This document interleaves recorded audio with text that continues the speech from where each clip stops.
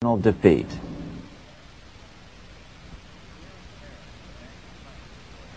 Here in Paris, the Bank of France was organized in 1800, just like the Bank of England. But Napoleon decided France had to break free of debt, and he never trusted the Bank of France. He declared that when a government is dependent upon bankers for money, the bankers, not the leaders of the government, are in control. The hand that gives is above the hand that takes. Money has no motherland. Financiers are without patriotism and without decency. Their sole object is gain. Back in America, unexpected help was about to arrive. In 1800, Thomas Jefferson narrowly defeated John Adams to become the third president of the United States. By 1803, Jefferson and Napoleon had struck a deal. The U.S. would give Napoleon $3 million in gold in exchange for a huge chunk of territory west of the Mississippi River, the Louisiana Purchase. With that $3 million, Napoleon quickly forged an army and set off across Europe, conquering everything in his path. But the Bank of England quickly rose to oppose him. They financed every nation in his path, reaping the enormous profits of war. Prussia, Austria, and finally Russia all went heavily into debt in a futile attempt to stop Napoleon. 4 years later, with the main French army in Russia, 30-year-old Nathan Rothschild, the head of the London office of the Rothschild family, personally took charge of a bold plan to smuggle a much-needed shipment of gold right through France to finance an attack by the Duke of Wellington from Spain. Nathan later bragged at a dinner party in London that it was the best business he'd ever done. Little did he know that he would do much better business in the near future. Wellington's attacks from the south and other defeats eventually forced Napoleon to abdicate, and Louis XVIII was crowned king.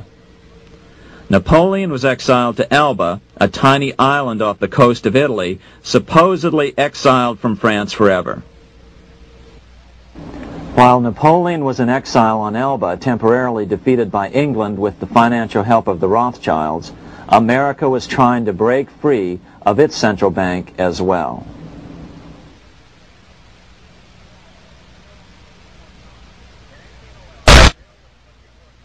In 1811, a bill was put before Congress to renew the charter of the Bank of the United States. The debate grew very heated, and the legislatures of both Pennsylvania and Virginia passed resolutions asking Congress to kill the bank.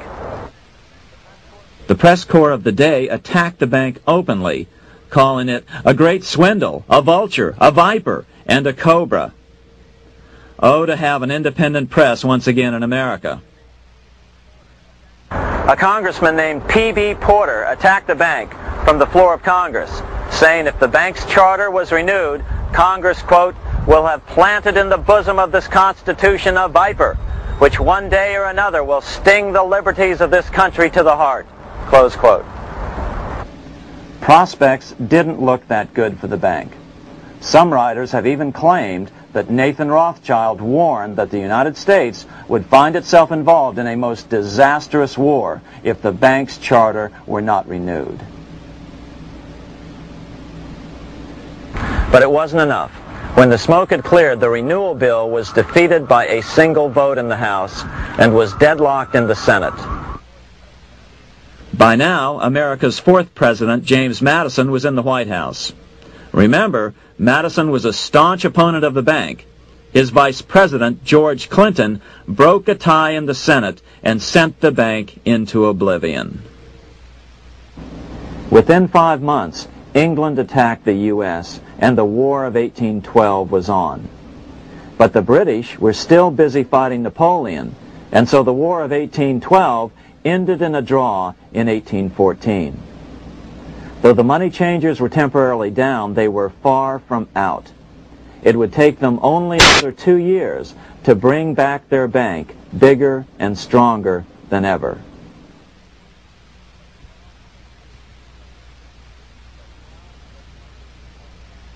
But now, let's return to Napoleon. because nothing else in history more aptly demonstrates the ingenuity of the Rothschild family than their control of the British stock market after Waterloo. In 1815, a year after the end of the War of 1812 in America, Napoleon escaped his exile and returned to Paris.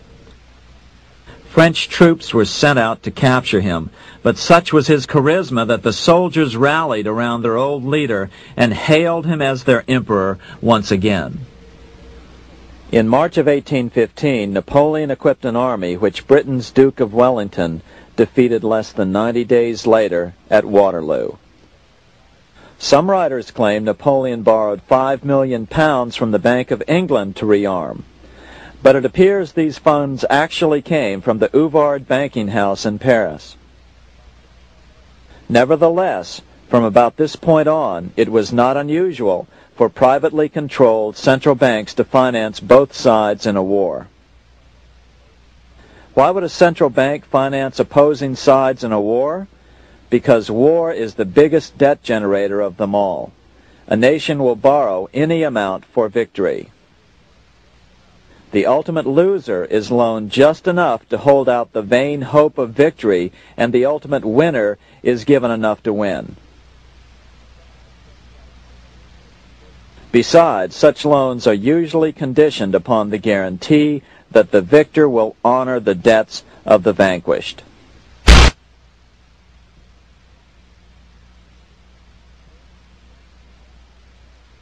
This is the Waterloo battlefield about 200 miles northeast of Paris in what today is Belgium.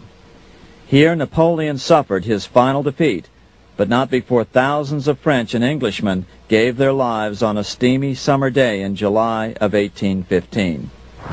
Right over there, on June 18, 1815, 74,000 French troops met 67,000 troops from Britain and other European nations. The outcome was certainly in doubt. In fact, had Napoleon attacked a few hours earlier, he would probably have won the battle.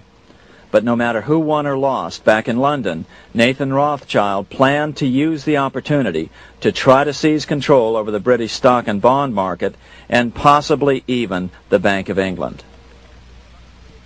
Rothschild stationed a trusted agent, a man named Rothworth, on the north side of the battlefield, closer to the English Channel. Once the battle had been decided, Rothworth took off for the Channel.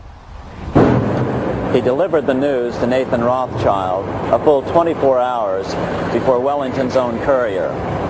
Rothschild hurried to the stock market and took up his usual position in front of an ancient pillar. All eyes were on him. The Rothschilds had a legendary communications network. If Wellington had been defeated and Napoleon was loose on the continent again, Britain's financial situation would become grave indeed. Rothschild looked saddened. He stood there motionless, eyes downcast. Then suddenly he began selling. Other nervous investors saw that Rothschild was selling. It could only mean one thing. Napoleon must have won, Wellington must have lost. The market plummeted.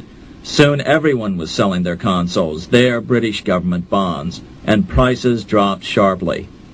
But then Rothschild started secretly buying up the consols through his agents for only a fraction of their worth hours before. Myths, legends, you say? 100 years later, the New York Times ran a story which said that Nathan's grandson had attempted to secure a court order to suppress a book with this stock market story in it. The Rothschild family claimed the story was untrue and libelous, but the court denied the Rothschilds' request and ordered the family to pay all court costs. What's even more interesting about this story is that some authors claim that the day after the Battle of Waterloo, in a matter of hours, Nathan Rothschild came to dominate not only the bond market, but the Bank of England as well. Whether or not the Rothschild family seized control of the Bank of England, the first privately owned central bank in a major European nation and the wealthiest, one thing is certain. By the mid-1800s, the Rothschilds were the richest family